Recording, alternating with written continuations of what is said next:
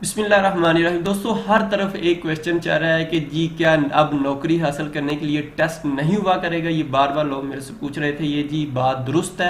ये हर testing service ही ऐसा करेगी। पूरे पाकिस्तान में कोई भी नौकरी हासिल करनी है तो ये टेस्ट वाला सिस्टम ख़त्म किया जा रहा है। ये मैं आपके साथ डिटेल के साथ आगे जाके बताता हूँ कैसे होगा। अब क्या ये आर्जी है, ये हमेशा के लिए है, ये भी आपके साथ डिस्कस करूँगा डिटेल के साथ। अगर कंप्यूटर या किसी और चीज़ पर हुआ तो क्या घर बैठ कर भी टेस्ट दे सकते हैं, ये भी आपके साथ डिस्कस करूँगा। मैथ या दूसरे सवाल कैसे हल करेंगे, क्या CSS वगैरह का भी यही होगा, जी सारी चीज़ें मैं आपके साथ आगे जाके डिस्कस कर। जी, पाकिस्तान के सबसे बड़े टेस्टिंग सर्विस जो है फेडरल पब्लिक सर्विस कमीशन जो है, इसको टेस्टिंग भी सर्विस कमीशन भी कह सकते हैं, ने जो अभी हालिया एक जो उनकी वेबसाइट के ऊपर नोटिफिकेशन भी आया है या उन्होंने एक पोस्टर लगाई है कि वो रिक्वायर कर रहे हैं, रिक्वेस्ट कर रहे हैं या कंसल्टेंसी फर्म को हायर कर रहे हैं। किसके लिए जी? टेस्टिंग सर्विस के लिए। ये मैं आपको इस वीडियो में ये भी बताऊंगा कि आप टेस्ट किस तरह होगा, कहाँ पे होगा, आपके टेस्ट सिटी में होगा या नहीं होगा, किस तरह होगा, कितने टाइम में होगा, रिजल्ट कब आएगा, सारी डिटेल के साथ हम डिस्कस करते हैं। दोस्तों, ये क्योंकि FPSC ने किया है काम तो ये अब तमाम टेस्टिंग सर्विस जो है उनको ये करना पड़ेगा, क्योंकि ये इनिशिएट अगर गवर्नमेंट ऑफ पाकिस्तान ने ले रही है तो ये बहुत अच्छे, वैसे ये बहुत ही अच्छी चीज़ है, बहुत आला चीज़ है और ये होना भी चाहिए था, क्योंकि पूरी दुनिया में इस तरह हो रहा है, कंप्यूटर बेस्ड टेस्ट हो रहे थे तो पाकिस्तान में भी अच्छी बात है। ये क्यों कर रहे हैं जी? वर्कलोड की वजह से कर रहे हैं, यानी कि ये परमानेंट सोल्यूशन है कंप्यूटर बेस। इसका नाम उन्होंने रखा CBT।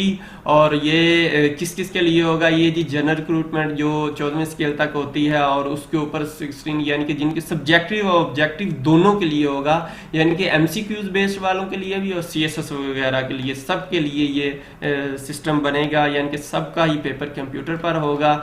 और ये कहाँ कहाँ होगा जी? पाकिस्तान के 10 बड़े सिटीज़ के अंदर लैब बनेगी। वो कौन से हैं?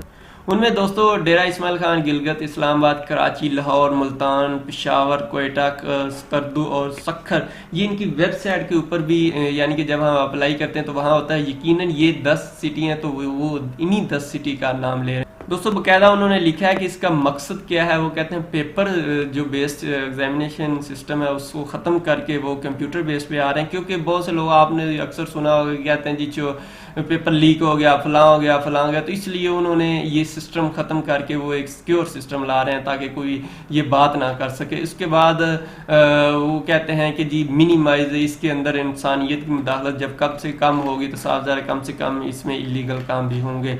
पहले भी तकरीबन सही होता है होगा कि ऐसे लोगों का तो बस कहते ही हैं। बाकी अभी मज़ीद इसको अच्छा सिस्टम किया जा रहा है। टू इशू ये दोस्तों, अब किस तरह पेपर होगा? पेपर जूँ ही आप टेस्ट दे रहे होंगे तो आपका फौरी जूँ ही आपका वो आपको एक में भी हो सकता है, जिस तरह ये आर्मी के टेस्ट होते हैं कि पहला एक स्टेप होता है, सेकंड, थर्ड, साथ साथ रिजल्ट आता है। इसी तरह उन्होंने भी लिखा है कि एक माइलस्टोन, ईच माइलस्टोन के बाद उसका रिजल्ट आ जाना चाहिए। तो इसी तरह ये भी होगा और उसी टाइम ये FPSC के पास भी चला जाएगा और इसके अलावा फौरी तौर मेरिट लिस्ट वगैरह भी वो भी बन जाएगी। ये भी साथ आगे मैं आपको दिखाता हूँ, इसका नोटिफिकेशन भी इसी के अंदर है।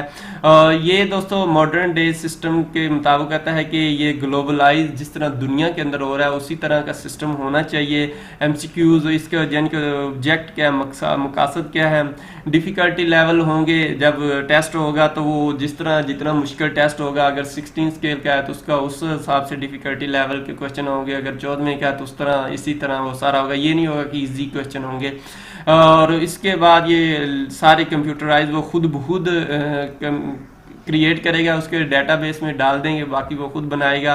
कंडक्ट कंप्यूटर बेस्ड एग्जामिनेशन होगा और 100% जो है अवेलेबिलिटी होगी फंक्शन की, और हर जगह एक ही वक्त में टेस्ट चलेगा। ये नहीं होगा कि उधर लाग चलेगा, इधर लाग चलेगा। इसके बाद ट्रांसमिशन जो होगी, रिजल्ट जो होगा वो भी फौरी तौर के ऊपर आ जाएगा और बगैर किसी यानी कि ताख़ीर के इसका ऑटोमेटिक जनरेट मेरिट लिस्ट भी उसी टाइम खुद ब खुद होगा। इंसान का इसमें दखल अंदाजी नहीं होगा। ये कब बनेगा? ये तकरीबन 21 महीने लगेंगे, यानी कि ऐसे समझो कि 2022 की फेब तक अगर अभी ये कंप्लीट हो जाता है एग्रीमेंट किसी कंसल्टेंसी फर्म के साथ, तो ये समझो कि 2022 की फेब जो है 2022 तक ये कंप्लीट हो जाएगा। और ये अगर आप पढ़ना चाहते हैं तो इसका लिंक मैंने डिस्क्रिप्शन में दे दिया, आप वहाँ से जाके इसको पढ़ भी सकते हैं। वीडियो को लाइक कर दीजिएगा। ये बात सबकी दुरुस्त है कि वाकई अब कंप्यूटराइज सिस्टम होगा और ये पूरे पाकिस्तान के अंदर ये राइज होगा, क्योंकि एक नहीं, जिस तरह पहले ये MCQ सिस्टम आया, एक ने शुरू किया फिर सब ने शुरू कर दिया, तो इसी तरह ये भी होगा। तो उम्मीद है दोस्तों आपको वीडियो पसंद आएगा। कोई भी और क्वेश्चन है जो मैं बताना भूल गया तो मैं माजर चाहता हूँ, और आप नीचे डिस्क्रिप्शन में जाके कमेंट्स करें तो मैं उसका कोशिश करूँगा जवाब देने।